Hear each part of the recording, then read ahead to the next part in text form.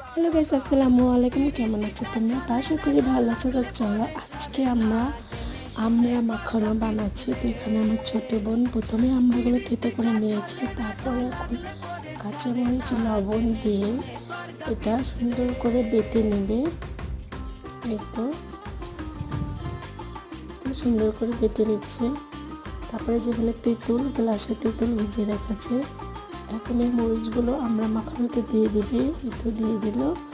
এখন সুন্দর করে এটাকে হাত দিয়ে মেখে নিবি, সঙ্গে কিন্তু লেবুর পাতাও আছে। তাই সুন্দর করে মাখিয়েছে। আমার তো বলতে বলতে মনে হচ্ছে আবার খাই। এই তো এখানে দিয়ে দিল তেঁতুল,